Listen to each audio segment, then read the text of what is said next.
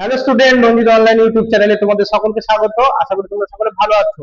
তো আমরা চলে আসলাম একটা নতুন ভিডিও নিয়ে। এটা হচ্ছে পরিবেশ নিয়ে আমরা একটু আলোচনা করব। তো তোমরা চ্যানেলটা অবশ্যই সাবস্ক্রাইব করে নেবে। তো আমরা একটু লিখি পরিবেশ। তো এবার আমরা একটু আলোচনা করব পরিবেশের প্রকারভেদটা। বিভিন্ন চাকরি পরীক্ষার ক্ষেত্রে কিন্তু এর থেকে অনেক কোশ্চেন আসে। তো আমরা একটু লিখে নিলাম পরিবেশের প্রকারভেদ। তাহলে পরিবেশ সাধারণত দু ধরনের। একটা হচ্ছে মানুষের যে দেহের অভ্যন্তরস্থ পরিবেশ, সেটা একটা একটা বাহ্যিক পরিবেশ। তো আমরা একটু লিখে নিই, এটা হচ্ছে অভ্যন্তরস্থ পরিবেশ। এটা অভ্যন্তরস্থ,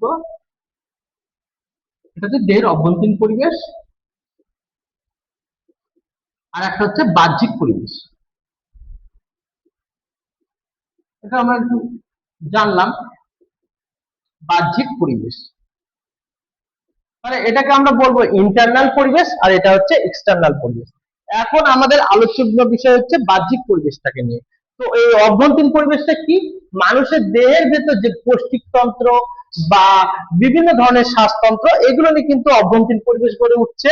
তো আমরা একটু বাহ্যিক পরিবেশটা আলোচনা করবো, বাহ্যিক পরিবেশটা কয় প্রকার ও কি কি। বাহ্যিক পরিবেশটা আমরা দেখবো, এখানে আমরা পাবো হচ্ছে প্রাকৃতিক পরিবেশ, অর্থাৎ যেগুলো প্রকৃতি থেকে সেই পরিবেশটা আমরা জানবো। তারপরে কৃত্রিম পরিবেশ, অর্থাৎ যেগুলো মানুষ সৃষ্টি করেছে বা মনুষ্য সৃষ্ট পরিবেশ, এটাকে আমরা কৃত্রিম পরিবেশ বলে লিখি। আর 3 নম্বর আমরা পাবো হচ্ছে বায়বীয় পরিবেশ, সামাজিক পরিবেশ। 3 নম্বরটা আমরা লিখে নিই একটু, সামাজিক পরিবেশ। আমরা এটা লিখে নিলাম, 3 নম্বরটা আমরা পাবো হচ্ছে সামাজিক পরিবেশ। এবার আমরা দেখবো কৃত্রিম পরিবেশ বা মনুষ্য নির্মিত পরিবেশ, একটু লিখে নিলাম। তো প্রাকৃতিক পরিবেশ বলতে আমরা প্রকৃতি দ্বারা যে সমস্ত পরিবেশ, সেগুলোকে আমরা বুঝি। তো প্রাকৃতিক পরিবেশকে আমরা আলোচনার সুবিধার্থে কয়েকটা ভাগে ভাগ করে নেব। এটা হচ্ছে স্থলজ পরিবেশ, আমরা একটু লিখে নিই, স্থলজ, জলজ, আর একটা হচ্ছে বায়বীয় পরিবেশ। বায়বীয় পরিবেশ। আর সামাজিক পরিবেশটাকে যদি আমরা ভাগ করি, এখানে দুটো ভাগে ভাগ করতে পারবো। একটা গ্রামীণ পরিবেশ, একটা হচ্ছে শহরের পরিবেশ। গ্রামীণ পরিবেশ আর একটা শহরের পরিবেশ। আমরা এখন এই দুটো নিয়ে একটু আলোচনা করব। তাহলে প্রাকৃতিক পরিবেশকে আমরা 3 ভাগে ভাগ করছি, স্থলজ, জলজ, বায়বীয়। তো স্থলজটাকে আমরা কিভাবে ভাগ করতে পারি দেখবো আমরা। প্রায় 4-5 রকম স্থলজ পরিবেশের কথা আমরা জানতে পারবো। যেমন হচ্ছে বন্য পরিবেশ, অর্থাৎ বনের যে পরিবেশটা, সেটা হচ্ছে বন্য পরিবেশ। এরপরে আমরা দেখবো হচ্ছে তৃণভূমি। তৃণভূমির যে পরিবেশ, সেটা হচ্ছে তৃণভূমির পরিবেশ, তৃণভূমির পরিবেশ। তারপরে 3 নম্বর দেখবো হচ্ছে পাহাড়ের পরিবেশ, পাহাড়ের পরিবেশ। 4 নম্বর লিখবো হচ্ছে গুহার পরিবেশ। আর লাস্টে 5 নম্বর লিখবো হচ্ছে মরুভূমির পরিবেশ। এখানকার পরিবেশ থেকে দেখবো যে এখানকার পরিবেশটা কেমন, মরুভূমির পরিবেশ। আর জলজ যদি পরিবেশগুলোকে আমরা ভাগ করি, এখানে দেখবো 3 ধরনের পরিবেশ আমরা দেখতে পাবো। সেই পরিবেশগুলো আমরা একটু লিখি। যেমন হচ্ছে লবণাক্ত পরিবেশ, এখানে সামুদ্রিক পরিবেশ আমরা লিখতে পারি, সামুদ্রিক। তারপরে মিষ্টি জলের পরিবেশ, মিষ্টি জলের পরিবেশ। আর তারপরে মোহনার পরিবেশ। তাহলে 3 ধরনের পরিবেশ আমরা পেলাম। তাহলে আমরা দেখবো হচ্ছে যে জলজের ক্ষেত্রে আমরা 3 ধরনের পরিবেশ আমরা পেলাম, সামুদ্রিক, মিষ্টি জল, মোহনা। তাহলে কিছু স্থলজ প্রাণী যারা কি পৃথিবীর আদি প্রান্তে মানুষ ছিল কিন্তু জলজ, তো সেখান থেকে অভিযোজনের ফলে স্থলজ হয়েছে, অর্থাৎ স্থলে বসবাস করছে। কিন্তু স্থলে বসবাস করার ফলে কি হয়েছে, তাদের সঙ্গে বিভিন্ন ধরনের পরিবেশ তারা কিন্তু প্রভাবিত করছে, সেগুলো আমরা একটু লিখলাম। আর জলজ পরিবেশের ক্ষেত্রে দেখবো বিভিন্ন ধরনের প্রাণী কিন্তু আহ তারা কিন্তু জলেও থাকছে, কোনো কোনো সময় আবার ডাঙাতেও দেখা যায়, আবার ফলেও দেখা যায়, আবার জলেও দেখা যায়। তাহলে সেইগুলোকে আমরা দেখবো। যে জলজ প্রাণী বলতে আমরা দেখবো প্রধানত হাঙর, মাছ, তারা কি হচ্ছে বিভিন্ন ধরনের পরিবেশ কিন্তু তাদেরকে প্রভাবিত করছে।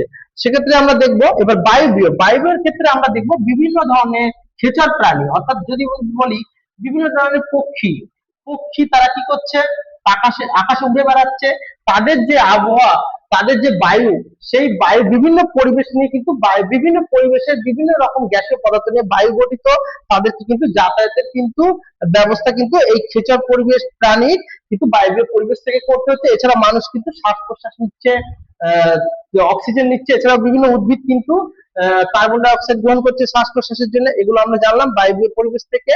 আর গ্রামীণ পরিবেশ কেমন, এই যে আমরা সামাজিক পরিবেশ আমরা দেখবো বাহ্যিক পরিবেশকে আলোচনার জন্য। তাহলে মানুষ কিন্তু কি করেছিল, প্রথমে কিন্তু গ্রামে বসবাস করতো। তাহলে একটা সমীক্ষা অনুযায়ী দেখা যাচ্ছে 44% মানুষ কিন্তু তারা কিন্তু শিক্ষিত নয়, কিন্তু তারা, আর 75% মানুষ কিন্তু গ্রামে কৃষিজীবী। এই মানুষরা তারা কি করছে, কৃষিজীবী হওয়ার ফলে তারা কিন্তু গ্রামে বসবাস করছে, এবং বসবাস করার ফলে কি হচ্ছে, সেখানকার নদী নালা কিন্তু একটা প্রকৃতি থেকেই নির্ভর, তারা কিন্তু অন্য কিছু গড়ে তোলেনি। সেখানকার নদী নালা, ড্রেন, খাল সমস্ত কিছু রক্ষিত হয়। এর পাশাপাশি আমরা দেখব গ্রামীণ পরিবেশের ক্ষেত্রে জলটাও কিন্তু আমরা হচ্ছে প্রাকৃতিক জলটা কিন্তু আমরা ব্যবহার করছি। তার পাশাপাশি আমরা দেখবো কিন্তু সার, যখন আমরা ওষুধ, যখন আমরা চাষবাসের ক্ষেত্রে ব্যবহার করা হচ্ছে, সেখানে অনেক কীটনাশক ব্যবহার করা হচ্ছে, বিভিন্ন দূষিত সার ব্যবহার করা হচ্ছে। এর ফলে কিন্তু পরিবেশটা অনেকটাই কিন্তু ক্ষতিগ্রস্ত হচ্ছে। এবার মানুষ কি করছে, উন্নত জীবনযাপনের জন্য তারা কিন্তু শহর অভিমুখে হচ্ছে। তারা কি করছে, যেমন খাদ্য, বাসস্থান বা উন্নততর কর্মসংস্থানের জন্য তারা শহরে যাচ্ছে। এবার শহরে গিয়ে তারা কি করছে, সেখানকার জীবনযাপন কিন্তু তারা আরো কিন্তু নতুন নতুন শহর গড়ে উঠছে। তার ফলে কি হচ্ছে, সেখানকার ড্রেন ব্যবস্থা থেকে শুরু করে সমস্ত কিছু কিন্তু পৌর নিগম তত্ত্বাবধান করছে শহরের ক্ষেত্রে। আর পাশাপাশি কি করছে দেখা যাচ্ছে, এখানকার যদি আবহাওয়া দেখি, এখানকার জলবায়ু, এখানকার আবহাওয়া কিন্তু দূষণযুক্ত আবহাওয়া। কারণ কি, গাড়ি ঘোড়া চলার ফলে কি হচ্ছে, এখানে সবসময় ধোঁয়া থাকছে, এছাড়া কলকারখানার ধোঁয়া বেরোচ্ছে। তার ফলে দেখা যাচ্ছে শহরের পরিবেশের ক্ষেত্রে বেশিরভাগ সময় ধোঁয়াশায় আটকে থাকে। আর পাশাপাশি দেখা যাচ্ছে জল, তারা কৃত্রিম জল ব্যবহার করছে, তারা জলাধার তৈরি করছে। সেই জলাধারের ফলে কিন্তু শহরের পরিবেশ কিন্তু গড়ে উঠছে। আর দেখা যাচ্ছে, যদি আমরা এখানে শহরের পরিবেশের ক্ষেত্রে দু ধরনের দেশ আমরা দেখবো, পৃথিবীতে তিন ধরনের দেশ আমরা দেখবো: উন্নত দেশ, উন্নয়নশীল, আর হচ্ছে অনুন্নত দেশ। তো উন্নত দেশগুলোতে দেখি যদি শহরের পরিবেশ, সেখানে জীবনযাপন যাপনের মানটা কিন্তু অনেক উন্নত, কিন্তু তারা তার তুলনায় উন্নয়নশীল দেশ বা অনুন্নত দেশগুলোতে কিন্তু দূষণের পরিমাণটা অনেকটাই বেশি। যদিও উন্নত দেশগুলোর মানুষ কিন্তু জীবনযাপনের মানটা তারা অনেক উন্নত। তো এইভাবে পরিবেশের প্রকারভেদটা আমরা জানলাম। তো তোমরা একটু দেখে নেবে পরিবেশের প্রকারভেদটা কিভাবে একটু ভাগগুলো হচ্ছে। তো আমরা নেক্সট ভিডিওতে তোমাদের সঙ্গে আবার দেখা করছি। তোমরা অবশ্যই ভালো থাকবে। ধন্যবাদ।